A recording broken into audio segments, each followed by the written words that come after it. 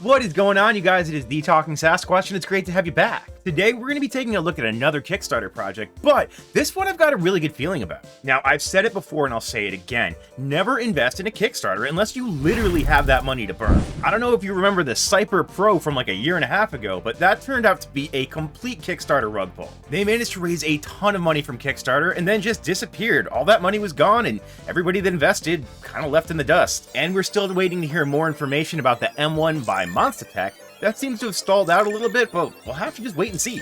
I digress. Well, the reason why I have a really good feeling about this product is that it actually showed up at CES 2025. What we're talking about is none other than the Mecha Comet by Mecha Systems Incorporated. This is a modular Linux computer, which looks like it's got a lot of potential. I love me some new gadgets, and this one looks like it's going to be really freaking cool. Let's go.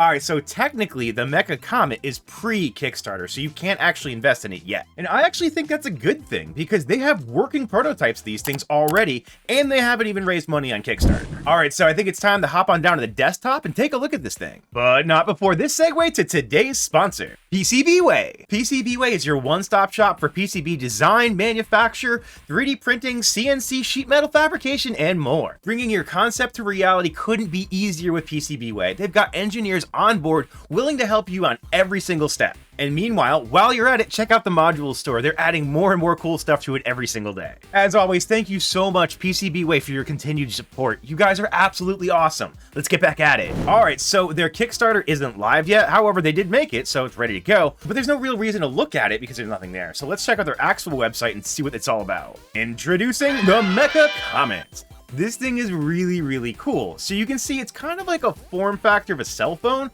but it's got a screen on top and it's got, I think, a magnetic GPIO on the bottom. What's really cool about this is, as we've seen with Flipper Zero, if you add GPIO, the sky is the limit because the community will make some really cool stuff for it. You can even see on the side here some of the buttons and stuff, but there's more specs down here, so let's keep going. So this is the Mecha Comet.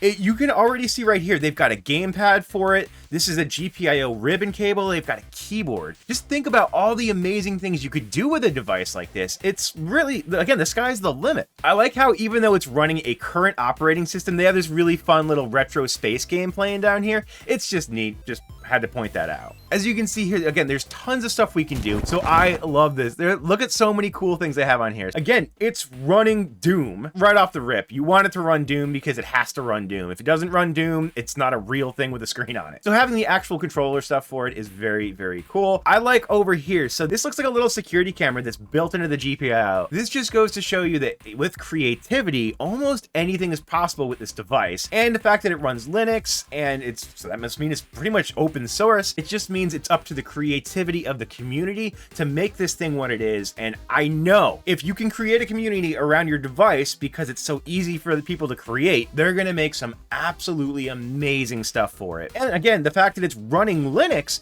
means it's really easy to program for because, you know, programming from Linux is so much easier than like programming in C for Flipper Zero. So yeah, right now we've got it on effectively looks like a camera drone. So it's driving around with a camera, which is really quite fun. Now it says here, snap in, snap out, repeat, because the whole point of this device is to be able to easily interchange modules from it. So we've got the gamepad, the GPIO, and a keyboard again, as we mentioned before. Very cool. So, well, other thing that I really liked about this, and they had mentioned, is the more the merrier, which means that you can attach, right now, the Pi Hat or the Microbus Click. You can attach 2 Microbus products to it. Editing Sasquatch here, it just dawned on me that this is probably pronounced Microbius, but I'm just going to keep calling it Microbus for the rest of the time. Whatever, deal with it. Now, Microbus is a really cool standard because they have, we open over here, a ton of boards already made for this. That just means that right out of the box, you have all of these different modules you can plug right into this device, and day one it's got so much more features than just the device itself. So if we keep on scrolling down, yeah, you can see a few of the things that they're kind of suggesting you can do with it. You can use it as a Linux phone with a DIY LTE modem. You can use it to, launch and remote drones, which is fun. We can make it a nano satellite. I'm not sure what that means, but that's cool. There looks like there's going to be a CAN or ODB module for it, which means that you can access your car's ODB system, which is extremely, extremely useful if you've ever done that before. Since it's running Debian, you can make it an AI assistant. So again, there's just a lot of features you can use based off of the fact that it's running Linux. And you can convert the Comet to be a SDR, which, I love SDRs, or software defined radios. They're a really interesting thing to play around with, like the HackRF or the RTL SDR. Two things I really, really like. It's a huge rabbit hole. If you're ever interested in anything SDR, let me know down below, because I would love to get into SDR on this channel, trust me. So if we continue to scroll down, we can see how the hardware, which is pretty cool. So it's got a 1.8 gigahertz ARM64 processor, which is plenty, a 4,000 milliamp hour battery, which again, for something like this, I think it's pretty close to what's on most people's cell phones now. 64 gig onboard flash. I didn't see anywhere where there was the ability to plug directly into an SD card. Maybe that'll be a feature that they add to an add-on board or something. I'm not really sure, but something I didn't notice before. It does have dual microphones and an HD speaker. It has 5 gigahertz Wi-Fi, and it's actually got, does it show here? No, but on the side of it, it has gigabit LAN, which is extremely useful if you're using this for like a network monitor. So again, there's so many different options you can do with this. It's so cool. Looks like it's gonna be coming with either 4 or 8 gigs of RAM.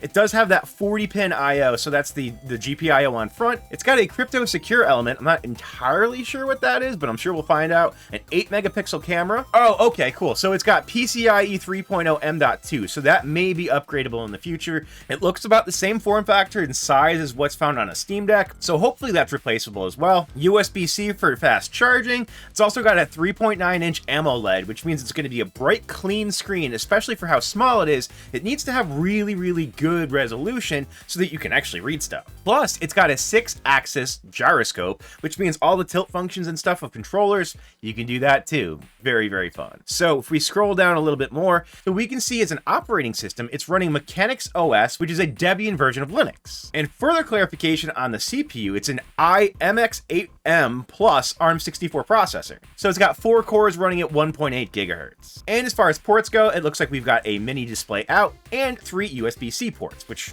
what can't you do with 3 USB-C ports? We scroll up a little bit, we can go to dimensions and get a little bit more information about what this thing might actually look like. All right, cool. So if we look at the sides here, we can see our USB 3.0 parts, the HDMI slot, and then we have these mounting systems on either side, which are very cool. It looks like you'll probably be able to mount things to the side of this, not just to the bottom where the GPIO is, which means you can do a lot of cool stuff with it, hopefully. And then here's your screen, and let's see, let's keep scrolling down.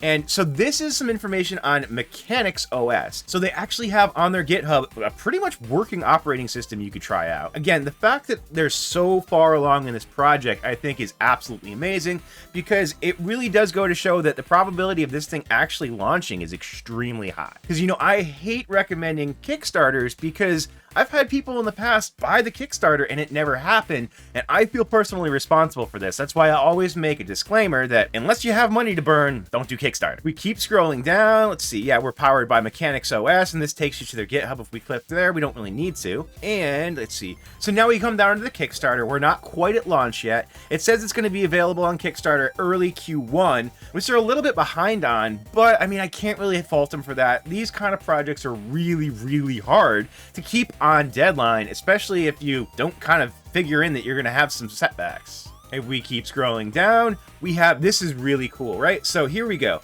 This is the breakdown. They want this to be really, really easy to fix and to service. So if something goes wrong, it should be super simple to fix. Having a battery that just kind of plugs in and out. Oh, here we go. Removable battery. They're using recycled material for the frame, which I, kind of like. Anytime you can recycle stuff, always good in my book. Also kind of a cool thing. It's the little things that people don't think of. They have one screw size. So there's only one screwdriver you're going to need to take this thing apart, which is pretty useful and pretty helpful. Not everybody has a ton of screwdrivers like I do, so it just makes your life a little bit easier. Plus, I like that all of the housing parts and extensions are available as 3D printed files. because I love 3D printing. I love printing clear cases. So the fact that they're just making these available is amazing. I know ZR Kraken took weeks, months making the Flipper Zero case STL, and that's not even available really to the public right now because it took him so long to make. He was concerned about people just ripping it off and then printing stuff out, putting it on Etsy, that he was just like, nah, he's not going anywhere. But now that we have 3D files available, I can print whatever I want to my heart's content, and that makes me so happy. And of course, it has a detachable screen because, unfortunately, one of the things that people like to do is break their screens on devices. So being able to easily replace that makes life so much better. All right, so here's the timeline here. And this is actually really nice to see the past and the future because a lot of times they skip out on how long things have taken so far, so you don't really know how long things are going to take in the future. So the concept came out in like 2022, which is, that's about when Flipper Zero actually came out. So they had a working prototype in 2023, and then so they're basically 2024, they realized that they were onto something. So they're like, okay, cool. And they got their test batch out. 2025, that's the CES coverage. They must have gotten a lot of good feedback at CES where, I would have given good feedback if I actually got my hands on one of these. And they figured out, they're like, okay, cool. This is something we should really do. So now they're working on all their PCB designs and everything, get it to production. There we go. We've got testing and pre-certification in June, July. So again, this is all the roadmap. Now, would I be surprised if they fell behind, especially how things are going? Potentially, but we'll just kind of have to wait and see. It seems like a great project. It seems like they got their act together. So again, fingers crossed that everything comes out. Now, I joined the pilot program, and I encourage if you're interested to join it as well. I know they've got a ton of people that are interested in it, and of course, it's super interesting. It would be super cool to get an advanced unit of one of these to play around with and make more content on, but, we'll see what happens. All right, cool. Actually, so if we look here, I found one of their decks for their presentation, and I actually was able to find that they do have an SD card in there, and you can upgrade the NVMe drive up to 2 terabytes, which is a ton of space for a device like this. There's a few other cool things. Now, I noticed before from the renders we were looking at, it didn't show anything about Cat 5, and I was like, weird. I remember seeing that, because yeah, here are the renders, and it shows no Cat 5, it's missing. But if we scroll over, yeah, all of a sudden now they're talking about having the Ethernet on there. So I'm not really sure exactly where that falls into their game plan, but I know that having Ethernet on there would be pretty cool. We keep scrolling forward, we can see some more renders.